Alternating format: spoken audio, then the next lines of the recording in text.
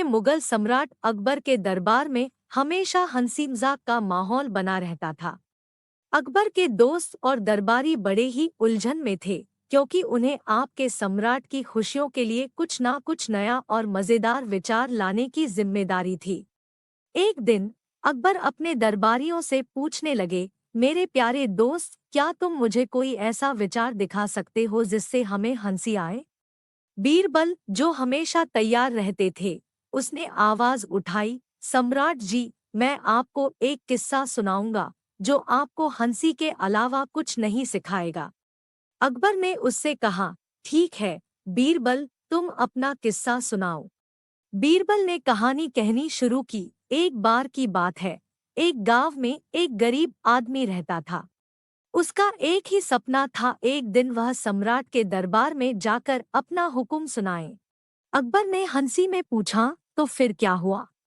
बीरबल ने कहानी को जारी रखा। वह गरीब आदमी अपने सपने को पूरा करने के लिए रोज अकेले ही दरबार के बाहर खड़ा हो जाता और सम्राट को अपने सपने के बारे में बताने की कोशिश करता।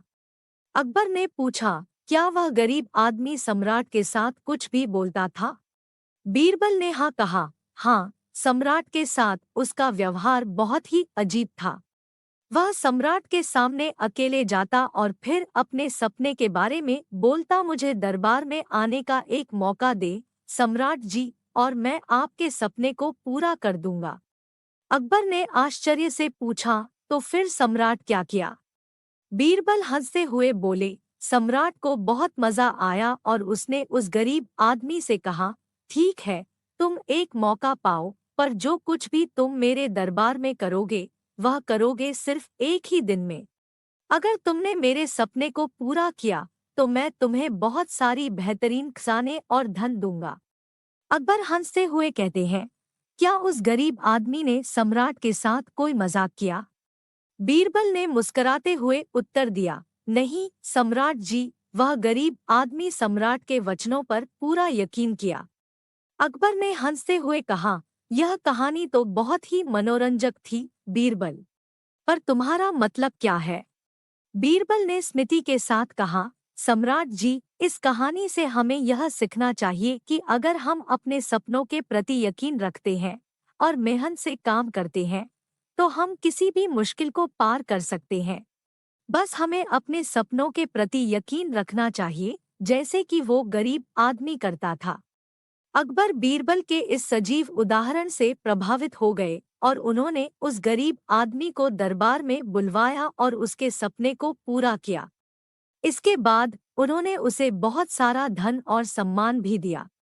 इस कहानी से समझते हैं कि सपनों को पूरा करने के लिए यकीन और मेहनत जरूरी होती है, और बीरबल की चतुराई और होशियारी का हमें हमेशा सहारा देता है।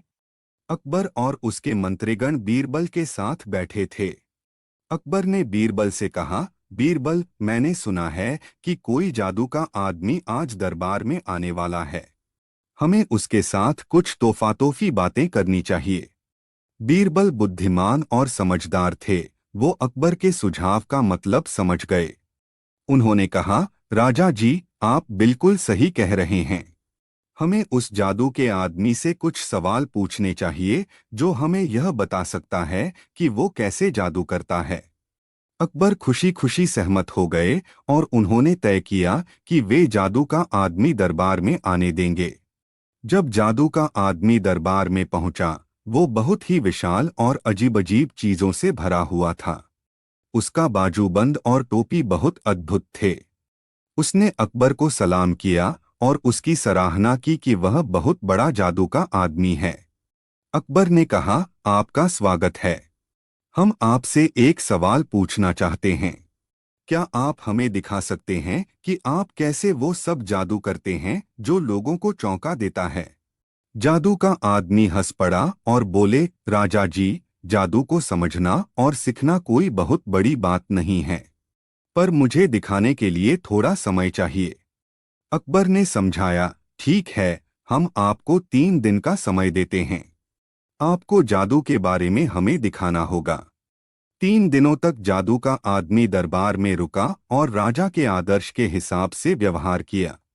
फिर उसने एक दिन राजा के सामने एक चादर लाई और बोला, राजा जी, मैं आपके लिए जादू दिखाने के लिए तैयार हूँ। अकबर और बीरबल तैयार बैठे और जादू का आदमी ने चादर को उठाया और दरबार में एक बड़े से पेड़ की छाया को दिखाया। फिर उसने वो पेड़ छुपा दिया। अकबर ने हंसते हुए पूछा, यह कैसे जादू है?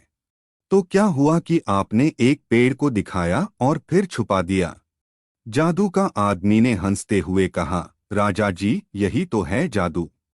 आपने मुझे पेड़ को देखा, आपने मुझे पेड़ को छुपते हुए भी नहीं देखा। यह है असली जादू जो आपके आंखों के सामने है और फिर भी आप नहीं देख सकते। राजा और उसके मंत्रीगण हैरान रह गए क्योंकि जादू का आदमी सही था। वो जादू के निर्माण का मास्टर थे और उन्होंने सिखाया कि वास्तविक जादू है वह जो आंखों के सामने है और फिर भी दिखाया नहीं जा सकता। इस प्रकार जादू का आदमी अकबर और बीरबल को एक महत्वपूर्ण सीख दिलाई कि वास्तविक जादू वो है जो आपकी आंखों के सामने होता है, लेकिन आप उसे समझ नहीं सकते। राजा ने जादू का आदमी को इनाम दिया और उसे अपने दरबार का हिस्सा बनाया। और बीरबल ने एक और सबक सिखाया, हमें हमेशा खुद को खुले दिमाग से सोचने की आदत रखनी चाहिए, क्योंकि वास्तविकता अक्सर हमारी आंखों के सामने होती है, लेकिन हम उसे नहीं समझ पाते। बड़े ही प्यार से सम्राट अकबर अपने मंत्री बीरबल से कहते हैं, बीरबल, मुझे एक ऐसा राज्य चाहिए जो सबसे खुशहाल और समृद्ध हो। बीरबल मुस्कुराते हुए जवाब देते हैं, हुजूर, मैं एक ऐसे राज्य के बारे में सुना है जिसका नाम खुशियों का नगर है। वहाँ के लोग बहुत ही सामर्थ्यशाली और सजीव हैं।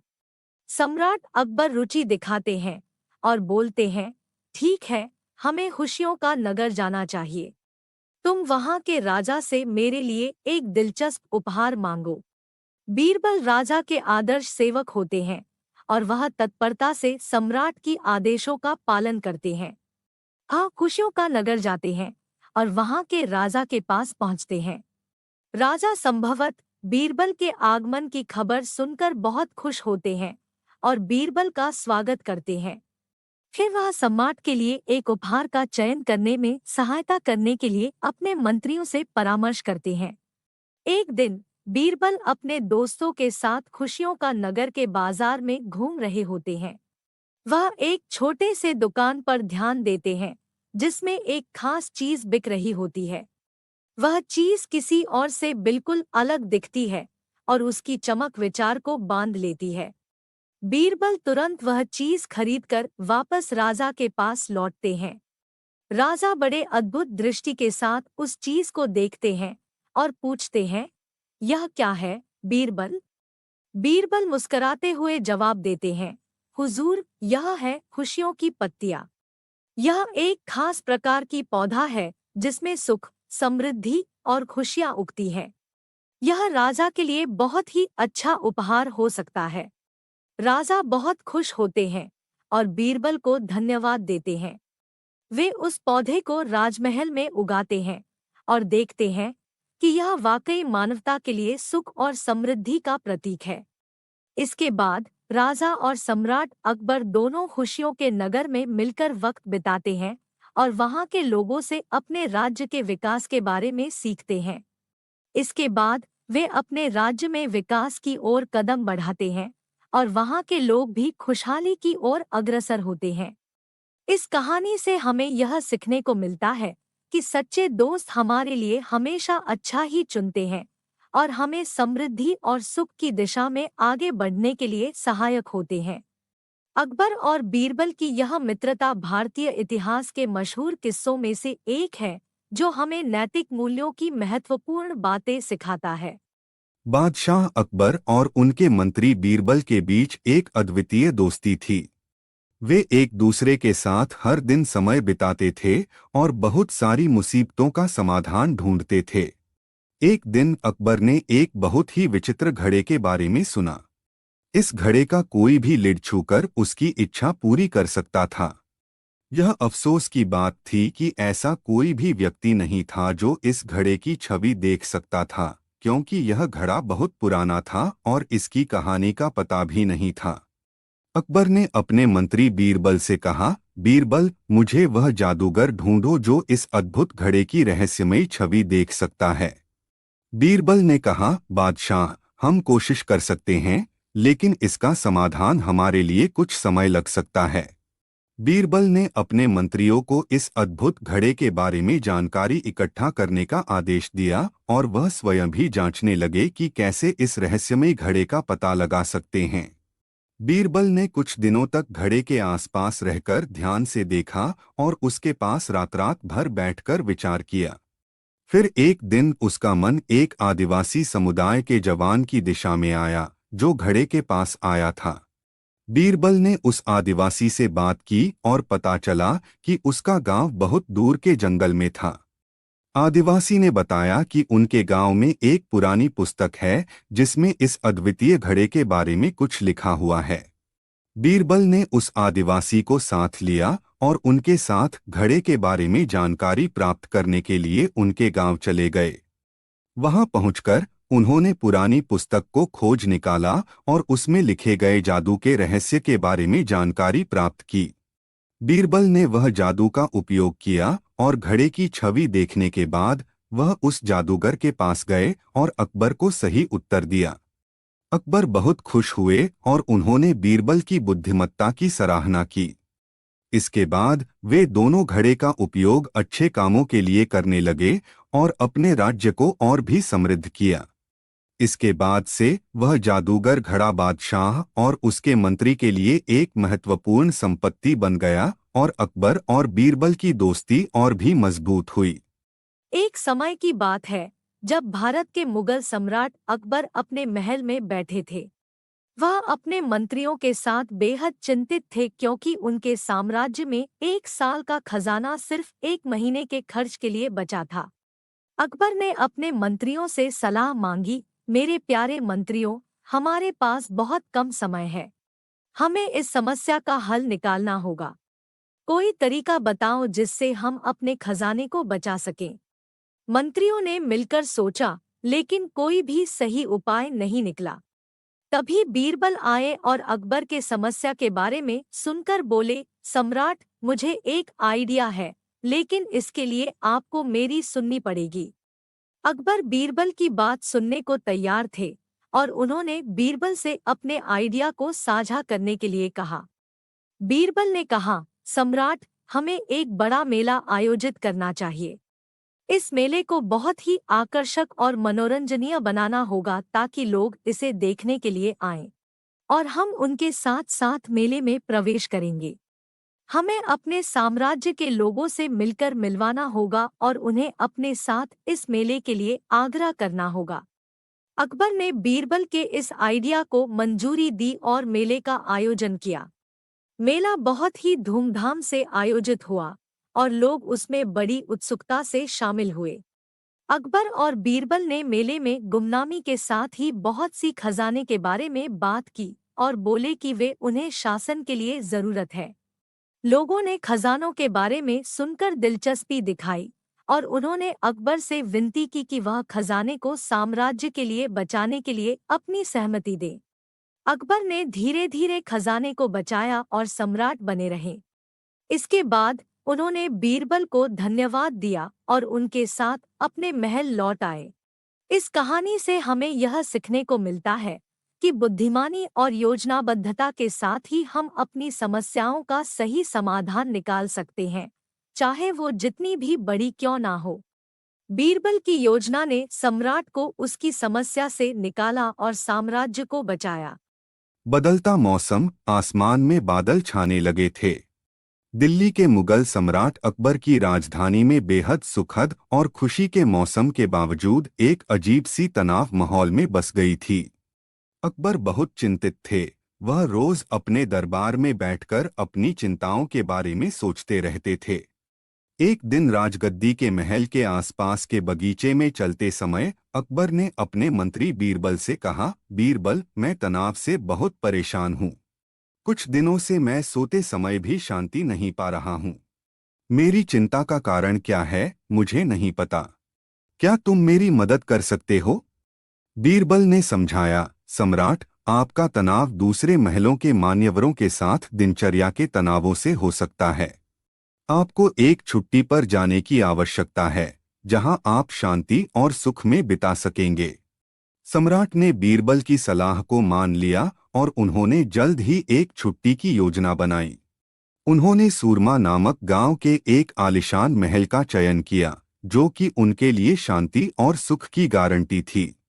जब अकबर सूरमा पहुंचे तो वह वाकई हैरान थे। महल की वादियों में सुंदर फूलों की बौछार, झूलों पर बैठने का व्यवस्था और प्राकृतिक सौंदर्य उन्हें बहुत खुश कर दिया। अकबर ने बीरबल से कहा, बीरबल, यहाँ पर सब कुछ बहुत अच्छा है, लेकिन मुझे एक चीज के लिए शांति नहीं मिल रही है। बीरबल ने पूछा, सम्राट, क्या आप मुझे यह बता सकते हैं कि आपको किस बात की चिंता है? अकबर ने उत्तर दिया, बीरबल, मेरे पास एक सवाल है जिसका उत्तर मुझे मिल नहीं रहा। क्या आप मेरी मदद कर सकते हैं? मेरा सवाल है, जीवन का सबसे अच्छा और सबसे बड़ा रहस्य क्या है? बीरबल ने मुस्कराते हुए कहा, सम्राट, इसका उत्तर तो बहुत ही सरल है। सबसे बड़ा और सबसे अच्छा रहस्य यह है कि हम जब जीते हैं तो वो दिन हमारा सबसे बड़ा और सबसे अच्छा दिन होता है, और जब हम हारते हैं तो वो दिन हमारा सबसे बड़ा और सबसे अच्छा शिक्षक होता है। अकबर ने बीरबल के जवाब को सुनकर चौंक कर कहा, बीरबल, तुमने मेरी चिंता को दूर कर दिया। यह वाकई मेरे लिए एक महत्वपूर्ण सीख है। इसके बाद सम्राट अकबर ने अपने जीवन को खुशी और सुख से भर दिया और बीरबल के समझाए गए रहस्य का पालन किया। वह जीवन के हर पल का आनंद उठाते रहे और चिंता को दूर भगाते रहे। इस कहानी से हमें यह सीख मिलती है कि जीवन के सबसे महत्वपूर्ण रहस्य है सुख और दुख को समझना और हर दिन को एक नई सीख समझना। समय के साथ हम बदलते रहते हैं और हमें इसे स्वागत करना चाहिए। बहुत समय पहले की बात है। दिल्ली के सुल्तान अकबर के दरबार में एक बहुत ही बुद्धिमान और होशियार विशेषज्ञ थे जिनका नाम बीरबल था। बीरबल के सुझाव और समझदारी के कारण अकबर बहुत ही खुश रहता था। एक दिन अकबर ने एक चुनौती दी। उन्होंने अपने दरबार में सभी अमीरों और मंत्रियों से कहा, आज का सवाल यह है कि जो व्यक्ति मेरे सबसे प्रिय होगा वह मुझे कैसे सबसे अधिक प्रसन्न कर सकता है। सभी अमीर और मंत्री सोचने लगे, लेकिन कोई भी ठीक से उत्तर नहीं दे सका। अकबर थोड़ा परेशान हो गए, लेकिन फिर उन्होंने बीरबल से पूछा, बीरबल, क्या आपके पास इस सवाल का उत्तर है? बीरबल हंसते हुए बोले, बादशाह, मैं आपको इसका उत्तर देने के लिए 2 हफ्ते की अवधि देना चाहता हूँ। अकबर थोड़ी ही हिचकिचाए, लेकिन फिर उन्होंने मान लिया क्योंकि वह बीरबल की बुद्धिमत्ता का अच्छा अंदाज जानते थे। 2 हफ्ते बाद बीरबल ने अकबर के सामने एक छोटे से डिब्बे को लेकर आए। उन्होंने डिब्बे को खोला और उसमें एक बड़ा हीरा दिखाया। हीरे की चमक और गोरे रंग ने सभी को आश्चर्यचकित कर दिया। बीरबल ने आवाज में हंसी के साथ कहा, बादशाह, जो व्यक्ति आपके सामने इस हीरे को पाएगा वह आपके दिल को जीत लेगा। अकबर बहुत ही खुश हो गए। वे इस चुनौती को अपने दरबार के सभी लोगों के सामने रख दिया और बताया कि वे जो भी व्यक्ति इस हीरे को पा लेंगे वह उनके सबसे प्रिय हो जाएंगे। यह खबर जल्द ही दिल्ली के सभी कोनों में फैल गई और लोग अकबर के दरबार में इस हीरे को पाने के लिए आने लगे। लोग अपने बुद्धिमानी और चालाकी से यह हीरा पाने की कोशिश करने लगे, लेकिन कोई भी सफल नहीं हुआ। दिन बीतते और बीरबल चुनौती के बारे में सोचते रहे। फिर एक दिन उन्हें एक आदमी ने आकर्षित कर लिया।